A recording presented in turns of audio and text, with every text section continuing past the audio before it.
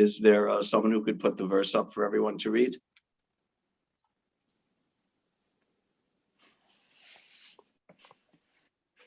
Hare Krishna. Hare Krishna. Ime jana padaya spreda supak ausadhi viruddha manadri nayad upadvanto yadante to vikshitata. Hare Krishna. There we go.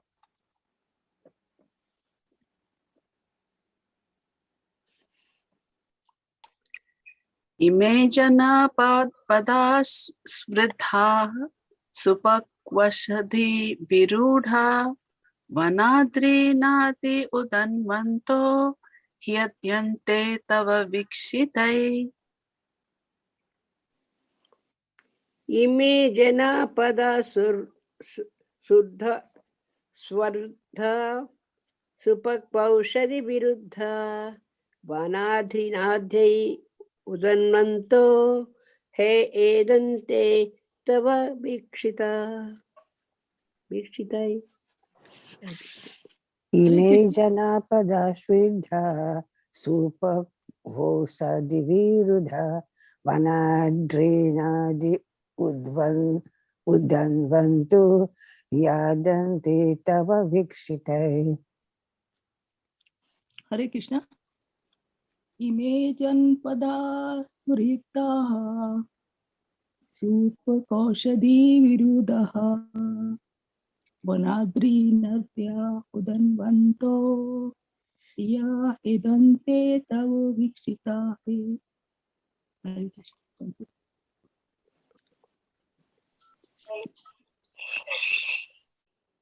Ime jana pada shraddha supakavasadahi viruddha vanadri nadi udananvanto hi edanti tava vikshita.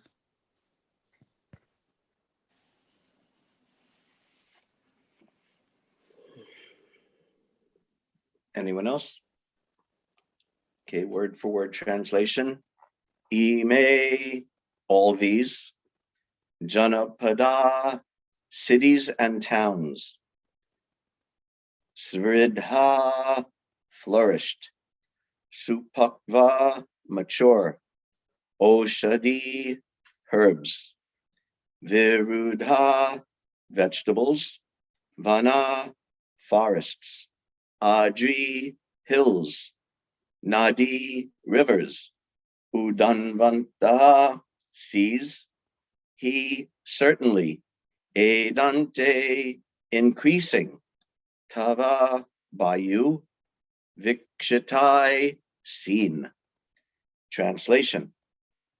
All these cities and villages are flourishing in all respects because the herbs and grains are in abundance. The trees are full of fruits. The rivers are flowing. The hills are full of minerals and the oceans full of wealth. And this is all due to your glancing over them. Purport by His Divine Grace Srila Prabhupada. Human prosperity flourishes by natural gifts and not by gigantic industrial enterprises. The gigantic industrial enterprises are products of a godless civilization, and they cause the destruction of the noble aims of human life. The more we go on increasing such troublesome industries to squeeze out the vital energy of the human being, the more there will be unrest and dissatisfaction of the people in general, although a few only can live lavishly by exploitation. The natural gifts, such as grains and vegetables, fruits, rivers, the hills of jewels and minerals, and the seas full of pearls, are supplied by the order of the Supreme, and as He desires, material nature produces them in abundance or restricts them at times. The natural law is that the human being may take advantage of these godly gifts by nature and satisfactorily flourish on them without being captivated by the exploitative motive of lording it over material nature. The more we attempt to exploit material nature according to our whims of enjoyment, the more we shall become entrapped by the reactions of such exploitative attempts. If we have sufficient grains, fruits, vegetables, and herbs, then what is the necessity of running a slaughterhouse and killing poor animals? A man need not kill an animal if he has sufficient grains and vegetables to eat.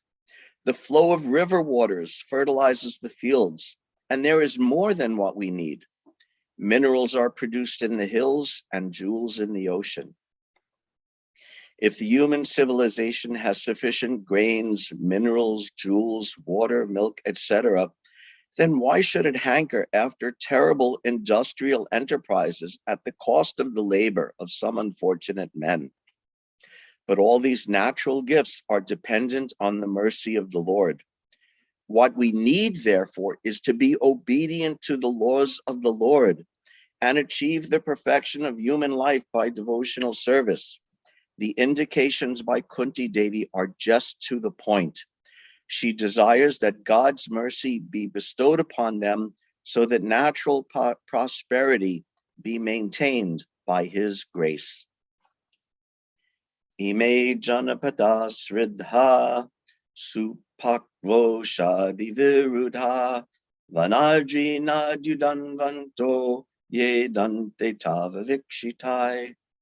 All these cities and villages are flourishing in all respects because the herbs and grains are in abundance, the trees are full of fruits, the rivers are flowing, the hills are full of minerals, and the oceans full of wealth. And this is all due to your glancing over them.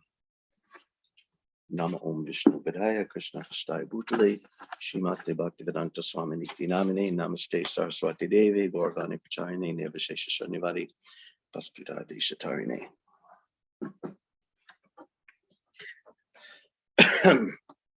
So I thought a while about this verse and what I was going to speak. And here's the thing. I spend more than 20 years at Gita Nagari working oxen and growing crops and trying to grow my own food as much as possible and living off the grid. But now I'm living here in Philadelphia. And you know what? I like Philadelphia.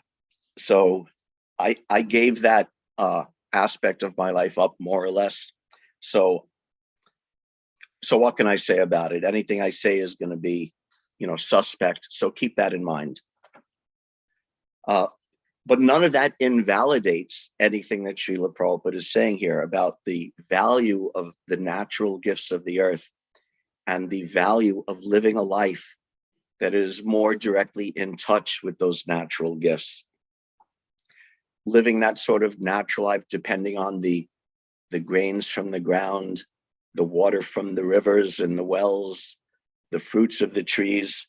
This is a life in the mode of goodness, and a life in the mode of goodness because it's clean, because it's regulated, because it's simple, because desires are fulfilled but not aggravated.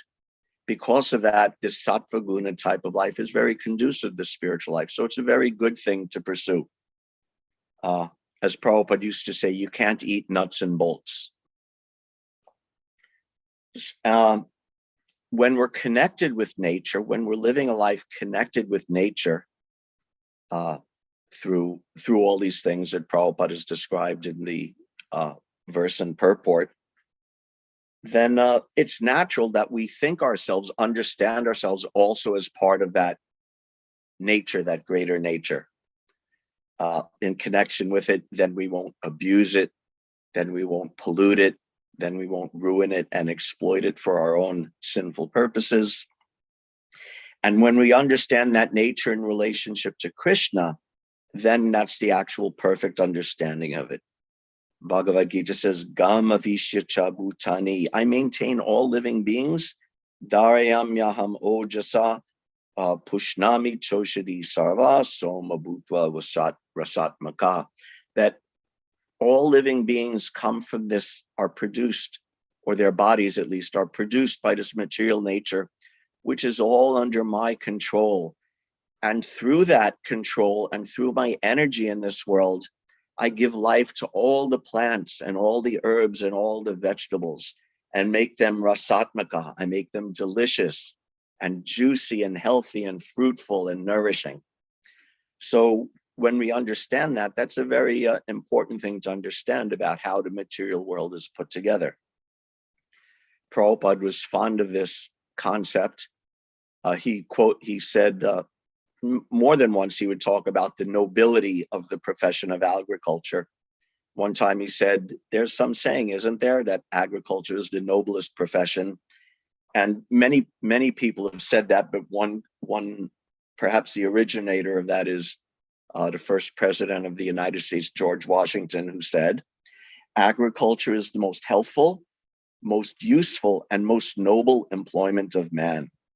So, and that way, several times Prabhupada called it the noblest profession, because it's actually, from the social point of view, it's creating wealth out of nothing, out of dirt, out of manure. It's creating wealth in the form of food and cows and milk and all these things. And it's the noblest because it's in the mode of goodness and it's connected with God's creation. So this is the ideal understanding of agriculture. And then when you further understand Maya Dyakshena Prakriti Suyate Sacharacharam Hetunanena Konteya Jagad Viparivartate, that everything in this universe, this material nature, everyone in the world speaks of nature, meaning like the natural world, the trees, the forests, the flowers is nature. But this whole creation is Krishna's nature, Krishna's material nature. And it's all Maya Dyakshena Prakriti, it's his energy and it's all under his control. All the moving entities, all the non-moving entities are all under his control. And he's the reason that it's all working and going on. Therefore, whatever we're doing, the agriculturist has the easy opportunity to understand this, that his food, his livelihood is coming from nature, coming from God. So it's naturally a piously inclined way of life. But anywhere and everywhere, the nuts and bolts are also coming from God. The factories, the computers, the iPhones, they're also all coming from God's energy. They're all a production of Krishna's nature. So whether it's Dhruva Maharaj in the forest and he's just eating dry leaves and berries, that's all being supplied by God. And the farmer, his crops are also being supplied by God. And the wealth of the industrialist is also being supplied by God. So we have to, this is a very basic thing, Janmadhyasya Taha, understanding that everything is coming from Krishna. This is the founding principle. And certain livelihoods and certain social structures are more amenable to understanding this. And some social structures and modes of living are less amenable to this. But wherever we are, whatever we are, we have to understand this. It's like there's a nice story. Prabhupada was in a room conversation, and there was one wealthy businessman, industrialist. Prabhupada used the word industrialist. Some wealthy industrialist was there. And so he started, and Prabhupada was preaching that everything comes from Krishna. You can't steal Krishna's property. Everything is supplied by Krishna. So Prabhupada asked the businessman, he said, so what do you do? And the man said, I run a glass factory. And Prabhupada said, oh, and what is the glass made from? And the man said, oh, glass is made from silica. And Prabhupada said, and where does the silica come from? And Prabhupada said, oh, silica, where does the silica come from? And the man said, we get it from sand. And Prabhupada said, and who supplies the sand? And because this businessman, he was a pious man also, a devotee to some extent, he said, Bhagavan is supplying the sand. So Prabhupada said, oh, you are stealing from Bhagavan? So he challenged him like that. All the devotees laughed. And the man, because he was a devotee, he also laughed at it, at Prabhupada's sort of mild, joking chastisement. But this is the point. The industrialist is also getting from Krishna, and the sage in the forest eating roots and berries is also getting from Krishna. And in that same conversation, a little while later, the man, he felt some need to defend himself. He said, but Swamiji, also sometimes I'm giving with the money I make from the factory, I'm also giving donation. And Prabhupada said, oh, then you're only a small thief. So he was joking like that, but making the point, it's all being supplied by Krishna. Any wealth is coming from Krishna, from Tava Vikshitai, from Krishna's merciful glance only is everything coming. Now, most of us are not living this natural rural life. Like I said, I gave it up. Most of us aren't doing it. Most of us aren't on the verge of picking everything up and moving our lives and going and doing it. Although if anyone were to, I would say, all glories to your service. But these principles still apply to us and still apply to everyone. Like Queen Kunti says, to flourish, if we want to flourish, we need Tava Vikshitai, we need Krishna's glance. And yes, agriculture and the rural life is conducive to that. We can understand even a simple thing like going for a japa walk in the forest compared to going for a japa walk on city streets. We can understand the difference, how peaceful and sattvic and inspiring and beautiful it is to chant japa in Krishna's beautiful natural nature. Prabhupada would also quote the English poet Cowper, that God made the country and man made the city. This is here's the actual segment of the poem from Cowper. God made the country and man made the town. What wonder then that health and virtue, gifts that alone can make sweet the bitter draught that life holds out to all, should most abound and least be threatened in the fields and groves. So this natural life is beautiful and to be sought out if possible.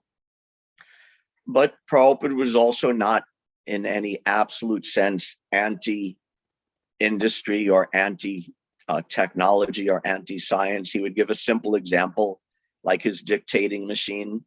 He said, this dictating machine was made in a factory, but I'm taking it and I'm using it in Krishna's service. Thus it becomes Krishnaized, it becomes spiritualized, because it's based on that understanding that all nature is coming from Krishna, by Krishna showering his merciful glance, and therefore we take those things and we use them in Krishna's service. So he wasn't anti-technology or anti-science per se, but he did insist that we recognize that all of these things are coming from Krishna. This is the Sambandha Gyan, this knowledge of relationship, that all of this material energy and nature and resources are coming from Krishna. And then there's the Abhideya. What's the practice? We take those things that Krishna has supplied and we engage them practically in his service. We use the money we earn in his service. We use the technology we have in his service. The food and grains and water, we all engage in his service, and all of our life energy we use in his service. And the prayojana is that practice leads to pure love of Krishna. So this is how we understand and how we relate to these gifts of the material world. And we can do that when we're flourishing under Krishna's merciful glance, as Queen Kunti is praying. So in other words, whatever situation we find ourselves in, we're dependent upon Tava Vikshitai, Krishna's merciful glance, to make us flourish. And the opposite of flourishing is withering. So if we take those gifts of nature, those gifts of Krishna in whatever form they may be, and we engage them in Krishna's service, then we can be assured that Krishna is casting his merciful glance on us and will flourish spiritually. And if we use them for sense gratification, if we use them in a non-devotional or non-sattvic way, then we may not be the recipient of Krishna's merciful glance. And we might find ourselves, instead of flourishing, withering spiritually. And again, this is in the forest, and this is also in the city, because after all, Queen Kunti is also talking about the city. She's talking about the kingdom where she is. This is where she's seeing Krishna's merciful glance. She says in the Janapad, this word Janapad is interesting. Just like in the previous verse, she was talking about Twat Padar Ankita Bhati, that now the land is covered with Krishna's beautiful, glorious, effulgent footprints, and therefore everything is wonderful. But that place where Twat Padar, Krishna's 2 feet are there, this place is also Janapada. Janapada means mankind or the city. One place I thought it was funny, Prabhupada even translated it as the suburbs. So this Janapad, I don't know exactly the Sanskrit, but it sounds like Jana is the people and Pada is their feet. So we're in the city or in the town or in the village where all the people are, stamping their feet and walking around and living their lives and being situated. That's also under Krishna's Tavar Vikshitai, under Krishna's merciful glance. That place also is completely dependent on Krishna's merciful glance to flourish, to be happy, and for us as devotees to flourish and be happy there. Another thing is that Twat Padar in yesterday's verse, the imprint of lotus feet, at least if taken literally, means that Krishna is personally there, walking around, and his feet are leaving marks in the ground. Just like this, or just like in Acarya's prayers, when he saw Krishna's lotus feet marks in the sand and he was rolling in them in ecstasy. And even in Vrindavan today, there are one or two, a handful of places where you could see Krishna's feet imprinted in the different stones of Vrindavan, a couple of instances. And years ago when I was there, one old Baba told me that when he was young, and this was going back, 80, 100 years ago, maybe, he told me that even at that time, not very long ago, there were many more places, dozens of places where there were imprints of Krishna's lotus feet still visible in Vrindavan. And many of those have been lost through development, industrialization, or vandalism or whatever. But that means Krishna's footprint means Krishna's personally present. Krishna's glance means that he may be a little off. He may be a little distant, but he's still casting his glance. So it's a little removed from Krishna's lotus feet, but it's just as personal because he's casting his loving glance on it. So this is one way of looking at it. That Krishna, he may not be personally here stamping his feet around Philly. We're not going to find his footprints anywhere in Philly, but we can still feel confident that he's casting his glance over us here in Philly. What's said in the very first verse, Anvayad itaratas, Krishna is directly and indirectly seeing everything in this material creation. So that means wherever we are, he's glancing upon us. We have the facility to be under his glance. In fact, not only that, there's no locked door or dark room or hole in the ground or hidden corner so secret that you can escape from Krishna's glance. There's no such place where you can escape from Krishna's glance. So Krishna is, because he's the Lord of the universe, he's seeing everything. There's nothing he doesn't see. But for the devotee, we're still more concerned. We want that personal glance of Krishna. Just like Krishna is controlling everything and everyone in this material creation. But still as devotees, we have that feeling, and we want that feeling that Krishna is personally taking part in our lives and managing, not just by the rough mechanical hand of karma, but out of love, he's helping us and directing our lives. We want that feeling, that nourishment. And so this is to always feel Krishna's glance, to always feel Krishna's presence in our lives, to always have this feeling that Krishna is there with us, never separated for a moment. This is an elevated state of devotional service. This is Bhava Bhakti, when the devotee feels like this. Krishna Bhakti Rasa Bhavitam Ati Kriyatam Yadi Katopi Labhyate Tatram Lolyam Apimulyam Ekalam Janmakoti Sukritar Nalabhyate.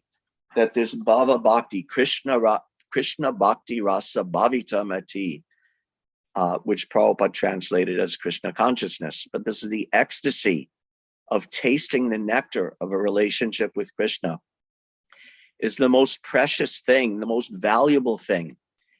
And you can't purchase it even after millions and millions of lives of ordinary pious activities. You can't purchase it. But if somehow or other you see it for sale in the marketplace, you should immediately purchase it, whatever the price.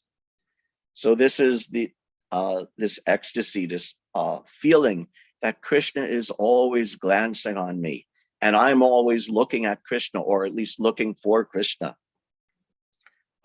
This is the ecstasy of this stage of devotional service. And to attain that, of course, Prabhupada is giving the hint in this verse, this return to the natural life, always depending on Krishna, always seeing Krishna, always praying for Krishna's merciful glance upon us. And in Bhakti Rasamrita Sindhu, Srila Rupa Goswami gives 5 particular items to help us come to that stage of Bhava Bhakti, of always feeling Krishna. What's that? Let's see if I have that quote, I'm not sure.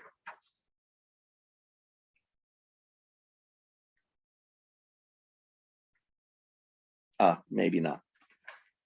Anyway, this is how the devotee wants to see Krishna, by his devotion to Krishna.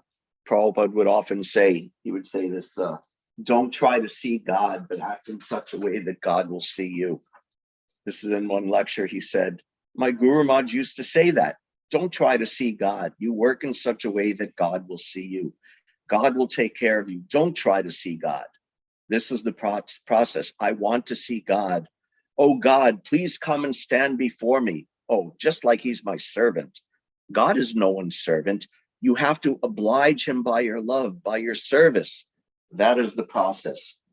So if we want this Tava Vikshitai, this merciful glance of Krishna, this is the means to do it. And 5 particular means are mentioned by Srila Rupa Goswami in Bhakti Rasamrita Sindhu. Shraddha Visheshata Priti Shri Mortir Angri Sevane Srimad-Bhagavatartanam Aswado Rasikaye Saha Sajatiya Shaye Snigde Sado Sangha Swato Vare Nama Sankirtanam Shri Mathura Mandale Stiti. These 5 items are so valuable, so important. Like Prabhupada said, quoting his spiritual master, we can't force to see Krishna, but by our love, we can oblige Krishna that he'll cast his glance upon us and he'll want to see us. So Shraddha, and this description also explains the quality of these items, not just what they are, but how they should be enacted. Shraddha Visheshata Priti Shri Mortir Angri Sevane. Shraddha with faith, Visheshata Priti with specific focused love, Shri Mortir Angri Sevana, you worship the lotus feet of the deity in the temple, or the deity in your home. So worshiping the deity with great love and with great faith. This is the process of worshiping the deity, which makes Krishna obliged, which like Bhakti Rasamrita Sindhu also says, that just a little touch of these 5 items, Duru had bhuta virye smin shraddha dure stupanchake yatra swalpi pisambandana sadyam bhavajanmane. That these 5 items are so powerful that just a little touch of them, if it's non-offensive, can awaken bhava bhakti very quickly. So worshiping the deity with great love and with great care and respect and faith and attention. Prabhupada said, you worship the deity with love. And if you don't do it with love, then you will think, oh, why has my spiritual master given me this burden of worshiping the deity? So deity worship. Just like in the story of Sakshi Gopal, the young Brahmana went back to the deity to bring him back to his village. And the deity spoke to him and said, I'm a deity, I can't walk. And the young Brahmana says, you're a deity, but you're talking to me. If you're talking to me, you can also walk. And then that Brahmana said, Pratima Naha Tumi Sakshat Vrajendra Nandana. You are not a statue. You are directly the son of the king of Vraja, Krishna himself. So this is the understanding of deity worship. And when it's done like that, even a little bit, it can awaken this love of Krishna. Next is Srimad-Bhagavatartanam Ashwado Rasikai Saha. Hearing Srimad-Bhagavatam, another supremely valuable thing. And how's it done? Srimad-Bhagavatartanam Aswado Rasikai Saha. Relishing the delicious nectar of Srimad-Bhagavatam. This is how we read Srimad-Bhagavatam.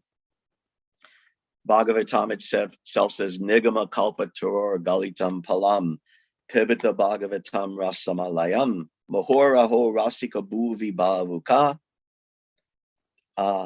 That this is how we understand Srimad-Bhagavatam, that it's the ripened fruit of the tree of Vedic knowledge. And it's made even more sweet by the touch of the lotus mouth of Srila Shukadeva Goswami. Just like the shuka, the parrot, when it pierces the fruit with its beak, that fruit becomes even sweeter. So similarly, the Bhagavatam becomes even sweeter, like the sweetest fruit, the sweetest mango, that is all juice and no skin and no seeds. Just like a delicious mango, and you eat a delicious first-class mango, and the juice is dripping down your chin, and it's so nice. Prabhupada said, actually, he was talking about, we all know the story of Prabhupada's spiritual master. At a young age, he took a vow that I'll never eat mango again. We know that story. And Prabhupada said, and this is back in 1965, 66, he says, you don't understand what an austerity this is because you don't have mangoes here in America. Because in 1965, nowadays, you know, the Acme and the Giant and every grocery store has mangoes. But if you go back to the 1960s, it wasn't very common to have mangoes in the supermarket. So Prabhupada said, you don't understand what an austerity this is. Mangoes are so nice and so delicious. You don't know what an austerity is to do without these mangoes. And again, like now, mangoes are everywhere. But even then, they're not as nice as the actual tree-ripened mangoes you might get in Vrindavan, or Mauritius also has first-class mangoes. So even then, we can't really understand, even though you could get halfway decent mangoes here.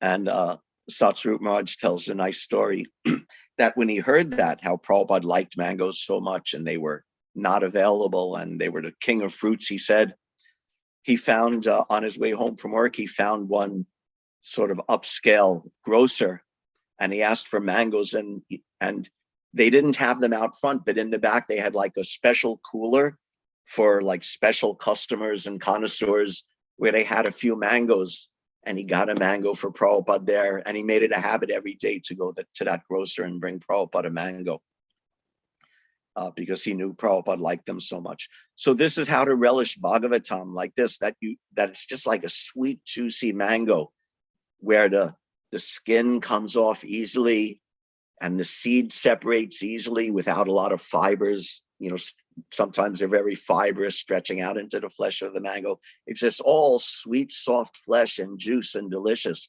And when we read and hear Bhagavatam like that, that's the kind of Bhagavatam reading that will very quickly and very easily awake us to Bhava Bhakti, to this love of Krishna that obliges Krishna to cast his glance upon us. So that's reading Srimad-Bhagavatam.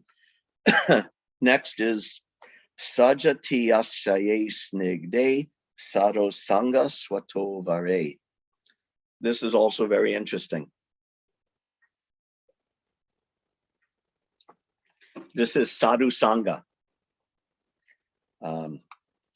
Sadhu Sangha, but what kind of Sadhu Sangha?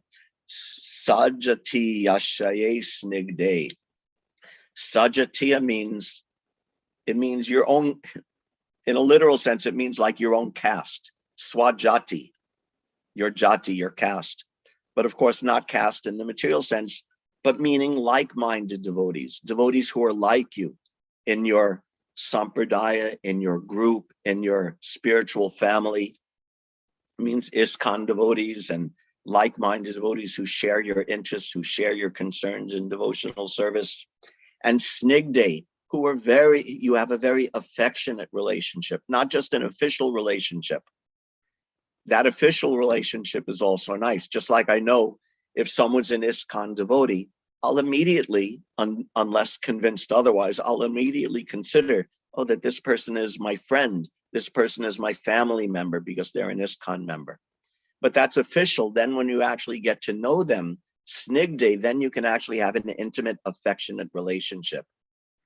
So this kind of sadhu sangha, where the devotees are like-minded and you understand each other and you have that give and take, gift giving and gift receiving, offering prasad and receiving prasad, revealing your mind and hearing confidential revelations.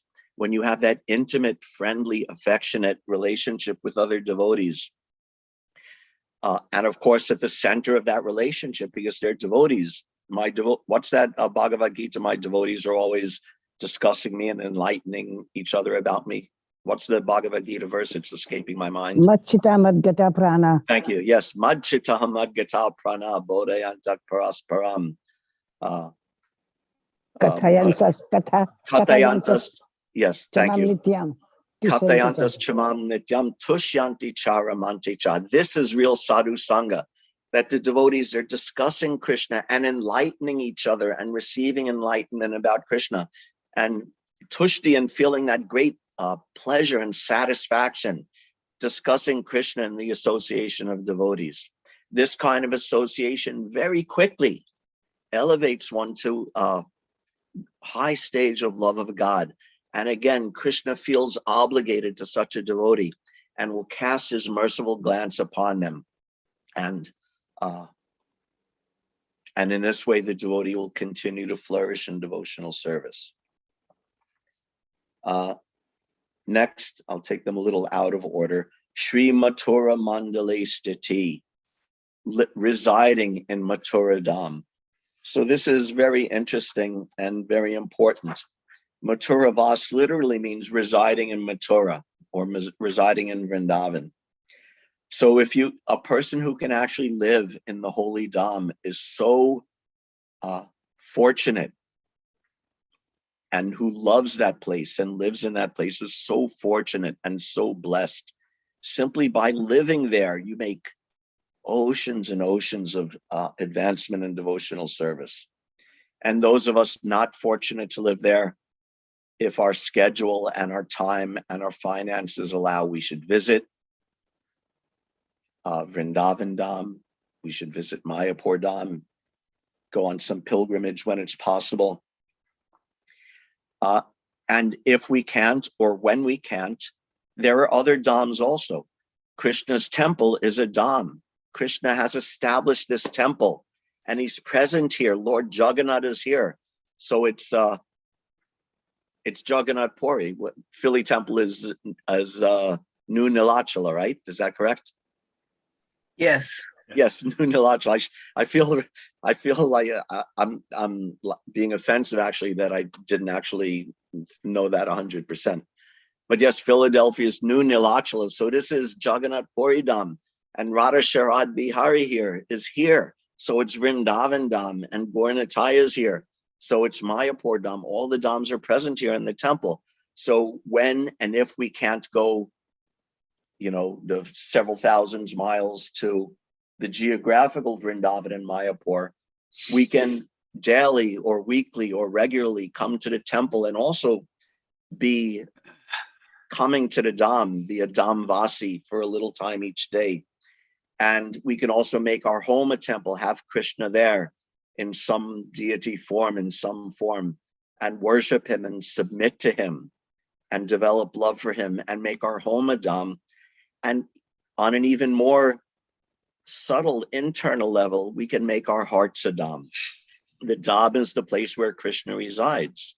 So if we make our heart very clean and very pure and very spiritual, and if we make it a fit place, and Krishna will take up his residence there, and our heart will be a Dham, and therefore will be always a Dhamvasi, a resident of the holy Dham. This is a favorite part of the Bhagavatam for me, in the 10th canto describing the appearance of Krishna. that Vasudeva, Krishna's father, we know how Krishna first entered into his heart and then transferred from his heart into the heart of his wife Devaki and then into her womb. So with Krishna in his heart, there's a verse that says, Sabre Brat Purusham Dhamma. Purusham Dhamma, that Vasudev's heart became a dham, became a holy place because Krishna was residing within. And because Krishna was within his heart, Vasudeva, his father's potency was so amazing and he was so effulgent that people could barely even look at him. He was so effulgent because Krishna was present in his heart. And in the purport, Prabhupada says, any place where the Supreme Personality of Godhead is present by his name, form, qualities, or paraphernalia immediately becomes a dham. For example, we speak of Vrindavan Dham, Dwaraka Dham, and Mathura Dham, because in these places, the name, fame, qualities, and paraphernalia of the Supreme Godhead are always present. Similarly, if one is empowered by the Supreme Personality of Godhead to do something, the core of his heart becomes a dham, and thus he becomes so extraordinarily powerful that not only his enemies, but also people in general are astonished to observe his activities. So look at Prabhupada, what Prabhupada accomplished. It's astounding. It's almost literally unbelievable what Prabhupada accomplished. And he did that because Krishna was in his heart, because his heart was a dham. And therefore he exhibited this amazing power. And therefore, who could doubt that Krishna was always glancing favorably upon Srila Prabhupada? And in our small way also, we can't do like Prabhupada, but we could follow in Prabhupada's footsteps, cleanse our heart, purify our heart, invite Krishna into our heart. And then we can also be the recipient of this merciful glance and flourish in devotional service. And the final item is, of course, it's not final in importance, but it's the other item is Nam Kirtan, chanting the holy name of the Lord. And this is such a big topic that I can't even begin to explore this, except the one verse that everyone knows and which summarizes so much about the holy name. Nama Chintamani Krishna Chaitanya Rasa Vigraha Shuddho Porno Nityamukto Bina Tvam Nami Namino, which in one verse encapsulates so much of the understanding of what the holy name is and how we approach and how we chant the holy name. Nama Chintamani Krishna, that the name of Krishna is completely spiritual. It's as spiritual and pure as Krishna himself. It's not a material vibration. Prabhupada was once speaking with Allen Ginsberg. Prabhupada used to say Mr. Ginsberg. And he was talking how some bogus yogi said that Krishna has come in the form of LSD to America to enlighten the youth. And Prabhupada rejected this idea. And he said, no, Krishna is not some material chemical or material thing or material substance. And Allen Ginsberg said, well, the Hare Krishna, that's also a material vibration that you make with your mouth and your tongue. And Prabhupada said, no, it's directly coming, what's that? Golokera Premadana Harinama Sankirtana. That is directly descending from the spiritual world. It's not a material vibration. And if you make that mistake, that it's a material vibration, that's also Bhaktivinoda Thakur said, that simply the moving of your mouth and tongues and the vibration of your vocal cords, making the syllables Hare Krishna, that's not what the holy name is. The holy name is directly, spiritually Krishna himself. And he's descending in this way. So Nama Chintamani Krishna Chaitanya Rasa Vigraha, it's the essence, it's the very life of our spiritual practice. We heard, just like we discussed a little bit last week in Sunday Feast, about the appearance of Chaitanya Mahaprabhu, and His Grace Vishnu Gada Prabhu brought up that the central point of Chaitanya Mahaprabhu's teaching is Nam Kirtan, specifically Sankirtan, congregational chanting.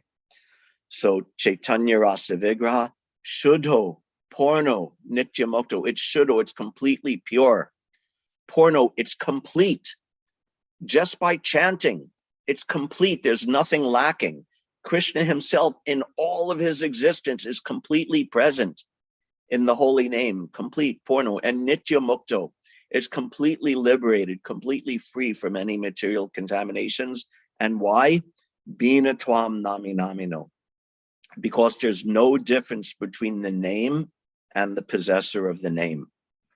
Prabhupada said, if you're thirsty, and if you start chanting, water, water, water, water, water, water, water, water, water, water, water, water, water, water, water, your thirst will never be satisfied.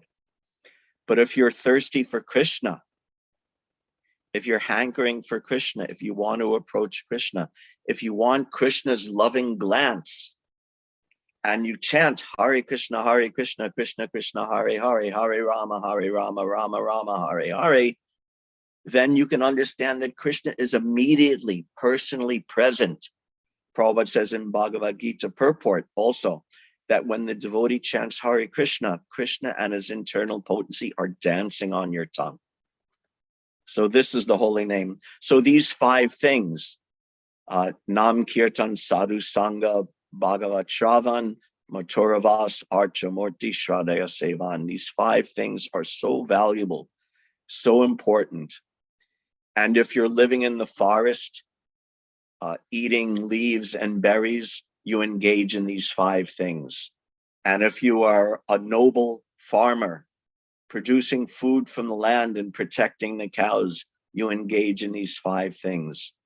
And if you are in Philadelphia and you're a IT person, or you're a factory person, or you're a father or a mother or a husband or a wife or this thing or that thing, you do these 5 things. And very quickly you'll advance in devotional service. And what are these 5 things? There's another name for these 5 things. What's the name for these 5 things? ISKCON. This is what Prabhupada did. He created this movement. He fashioned this movement out of these 5 things: chanting the holy name, devotee association, deities, temples, establishing the holy places in the holy dhams. This is all of what Prabhupada did. The purposes of ISKCON, that old document that Prabhupada made long in 66, I think, the 7 purposes of ISKCON. So here are purposes 2 through 6. To propagate a consciousness of Krishna as he is revealed in Bhagavad Gita and Srimad-Bhagavatam. That means reading and studying and entering into Srimad-Bhagavatam, one of the 5 items. Item 3, to bring the members of this society together with each other and nearer to Krishna, and thus to develop the idea within the members and humanity at large that each soul is part and parcel of the Supreme Personality of Godhead. This is Sadhu Sangha. 4, to teach and encourage the Sankirtan movement, congregational chanting of the holy name of God, and to reveal the teachings of Lord Chaitanya Mahaprabhu. This is Nam Kirtan. 5, to erect for the members and the society at large a holy place of transcendental pastimes dedicated to the personality of Godhead. This is the temple with deities, and this is also Prabhupada's projects in Vrindavan and Mayapur, which were so important to him. And he gave so much time and energy and money to establishing these projects.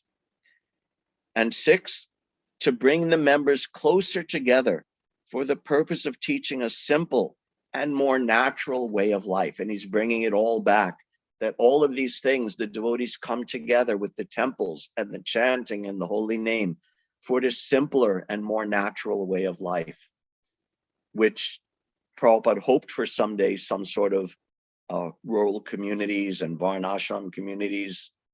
And in whatever way we can simplify our life, but all based on the principle that we're all under Krishna's loving glance. And as long as we cultivate that devotional service, we'll enjoy Krishna's loving glance and flourish like the kingdom did in Kunti's time. And if we neglect that, then we'll wither away.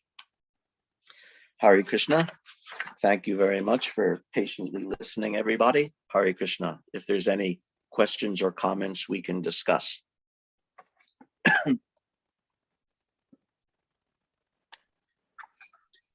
Hare Krishna, everybody. Oh, go ahead, Ramshyam Prabhu. Hare Krishna, Prabhuji, Dandot Pranam, our Guru to Srila Jai, Prabhupada. Hare Krishna. So, wonderful session, Prabhuji. So, I don't have question, just for the comment. So, I really like you mentioned for that, like the 5 limbs of devotional services. You described very depth level. I was knowing the verse from this Chaitanya Charitamrita only. You covered from the BRS, Bhakti Rasamrita Sindhu, and depth, and mentioning that like Sadhu Sangha Nam Kirtan Bhagavat Sarman Mathura Vas Sri Murtira Sradhaya Sevan. But it in the Bhakti Rasamrita Sindhu, it covers very in depth the 5 Oh yeah, limbs. he takes a long section discussing them with all sorts of shastric evidence. It's very right. wonderful section. So it's a really good, keep revising. So one time we may get kind of, like the attraction for those all 5 limbs, because out of 64 limbs of the bhakti, these 5 are the main and best one. I mean, so the first primary one. So nice, Prabhuji, you covered very well. So, Hare Krishna. Hare Krishna.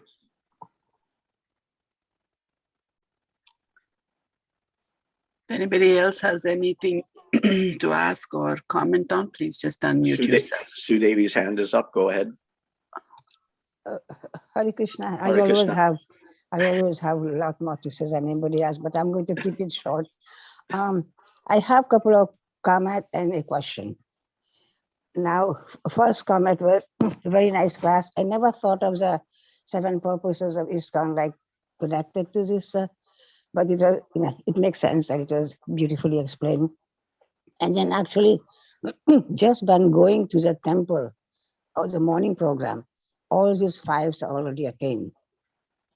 Because we're going to go. Nice point. All 5 are done just by going to the temple for morning program. Yeah, you're going to chant, you're going to attend artis, it's like same as worshipping, and you're with devotees, and Bhagavatam class is there. And one more thing, Prabhupada added, Prasadam will be there too. Right. So even more so. So that was nice. That's the icing on the cake. Right. So, yes, that's a nice point, that just by going to the morning program. Or for those who can't make the morning program, Sunday feast program also does a pretty good job of covering them all. But yes, specifically Prabhupada designed the morning program specifically like that for that reason. Yeah, nice point. And another point was, I mean, we're not going to discuss personal things in the Bhagavatam class, but in the very beginning, you talk about how you try to live, off of the land and all of that. I mean, looking back so many years later, I was there too. But I would think. Oh, you were? Were you there also? But anyway, we're not going to discuss that now. But it was way better, and we were happier. Anyway, I'm going to just leave it like that. Okay. Now, and I know, I don't know if Charitandra Prabhu, he's trying to do, and I will encourage whoever can do it.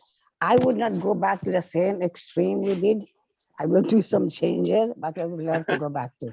So that's what I'm not going to talk more than that. I'm going to interject a funny little story here that you'll know also.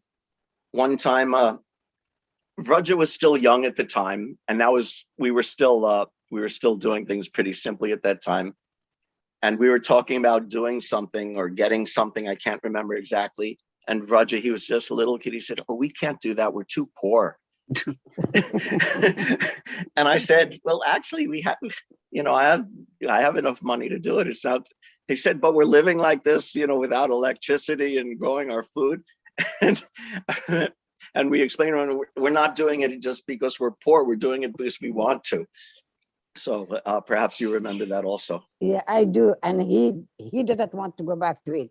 I did it. I'm done. Finished. Okay, so that's separate. Okay, my question is now towards your Prabhupada also talks. You explain nicely that everything can be used in Krishna's service, the factory, the computer, and whatnot. So then he also talked about, and you also know, as friends of Bhagavatam, like in the reign of Yudhishthira Maharaj, even the ground, the cows were giving so much milk, the ground was muddy by the milk. And then later we hear about Prithu Maharaj, because the earth was withdraw of this people exploiting. So would you say something like that? A little bit, if you can talk a little bit on that one. A little bit. We can see the ecological concerns we have today of pollution, of greenhouse gases, of the potential disaster of global warming. And there's an immediate cause of it. Prabhupada explained everything has an immediate cause and a remote cause. So the immediate cause is factories and burning coal and too much industry and such things. But the remote cause is forgetting that the wealth actually comes from nature, and it's not for us to exploit, but for us to use in Krishna's service. So factories, industries, to some degree is acceptable and useful in Krishna's service, but it's way out of hand. And we're going to reap the unfortunate results of that. To what degree, I can't say, I can't predict. But this is how these problems develop, by forgetting that Krishna's in control, by forgetting that it's Krishna's energy and it's meant to be used in Krishna's service. This is the root of that problem. Beyond that, I'm not really sure what to say. Was that your question? I mean, I would just want to say that I am not doing, a lot of us are not doing, but I know some devotees are still doing it, or wants to do it, or trying to, but I think it's really, really important. And yeah, it is. It's important for the ISKCON society.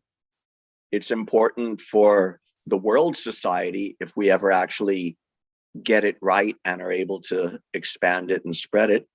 And it's also really good for the devotees who are doing it, because those who are doing it and relishing it, it's a nice way of life if you can do it, if you can accept it. Thank you. ISKCON Philadelphia, yes. Hare Krishna, Prabhu. Thank you very much. What I was wondering is, you and Mother Sudevi lived that life, and you were saying you will not. Well, we didn't live that life. We entered into it a little bit for some years. Oh, okay. I wouldn't say we're completely living it, but we pursued it for some years, yes. And I hear you saying that you may not go back to it. We have not lived. There is no way. My brother is always saying, I don't think it is possible for us to go back to the agrarian society. But listening to this verse, listening to Mother Kunti say, that seems to be the best way to be. What can we do practically? I don't know if you remember Jai Ganesh Prabhu, who lived here. He just let us know a week or so ago that they bought a farm, and then there was another family that used to live there. They also went back to India hoping to, buy a farm and maintain a farm and all that. But for those of us who are simply not going to do that, what can we do practically? I mean, we buy milk. Yeah. That's about all we are doing. I actually don't have an answer, because it's a really difficult thing. To actually do something is really difficult. One of the main obstacles is simply the price of land. That if you want, just to get the land to do it is, millions of dollars.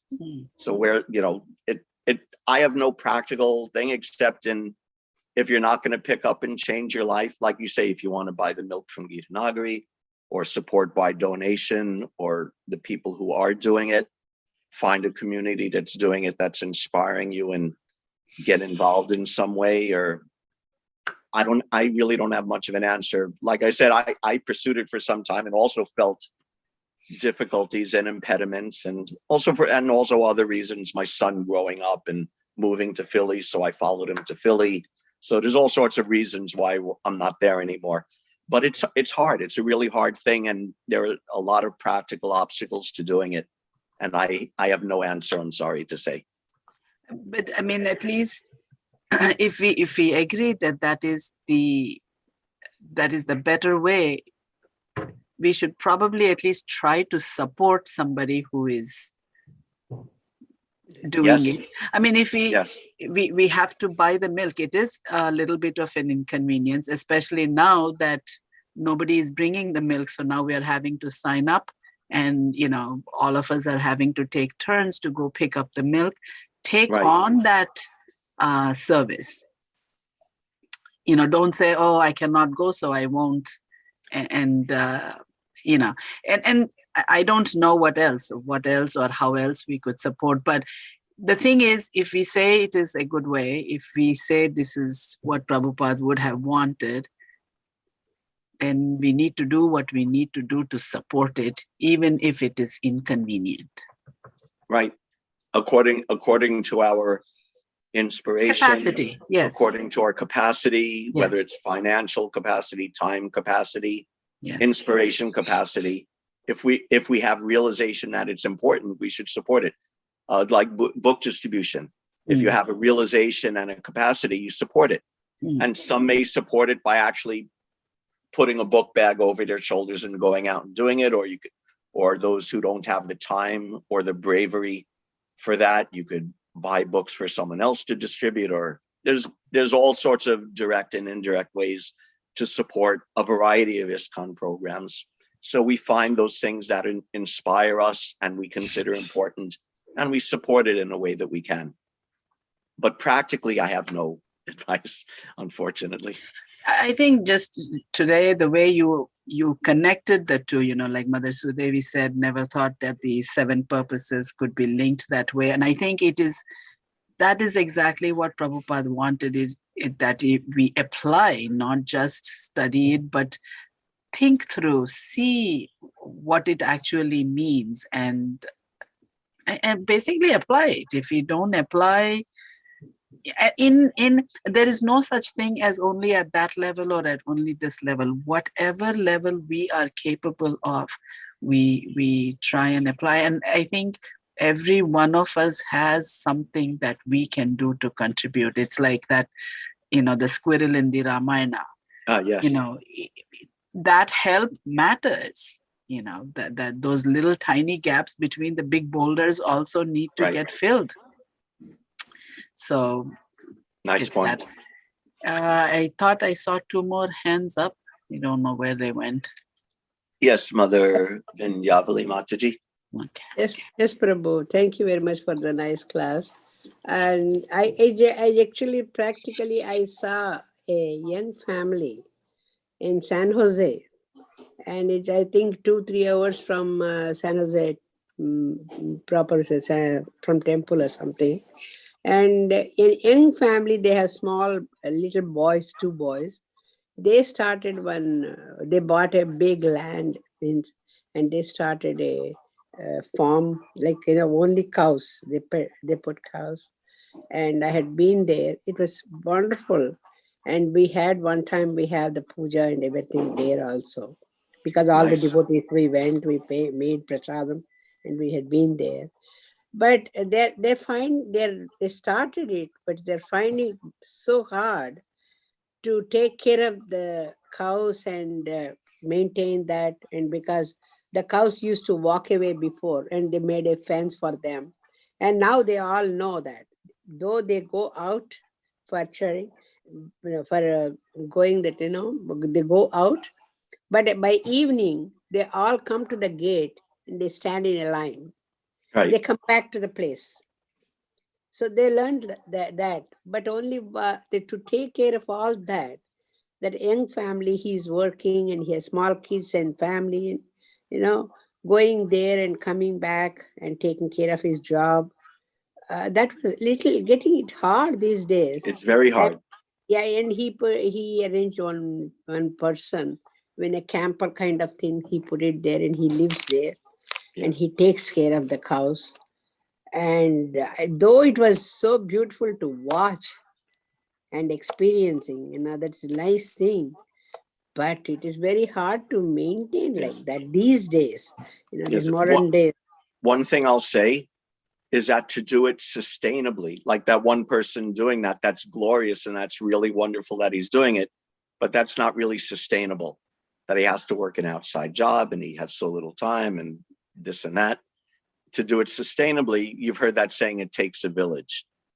So that's why Prabhupada was not really for farms by themselves, but what he wanted were farm communities, varnashram communities, with farmers and brahmanas and workers and everything all integrated and working together. That's the only way it can actually be sustainable. And that's also part of the reason why it's so hard to do. But anyway, it's a big issue and a big problem, and I have no answers. So also, while you're here, I wanted to remind you, Mataji, I have a gift for you. So at Sunday feast tonight, look for me, please. Sure. Anything else, question or comment? Very quickly, this family is doing here in Alachua, Adikarta Prabhu and Ruchira Mataji with her children, and they have like 16 cows and oxen. Yeah, also when they were in North Carolina, also Yeah. they're very dedicated to that. Yes, they are doing, and then she's doing it. It's hard work, but they're doing, and they supply milk to the temple and to devotees, and just beautiful, so it's possible, but it's a lot of work. Yes. Okay, it's late. Yes. Any announcements for tonight? The announcement this evening, Mother Archana Bhakti is giving a class on Chaitanya Mahaprabhu. As we are leading up to Gaur Purnima, the classes have been on Chaitanya Mahaprabhu's appearance and so forth. So she's giving class this evening. Also, there is going to be an extended kirtan this evening to pray for the Ukrainian devotees.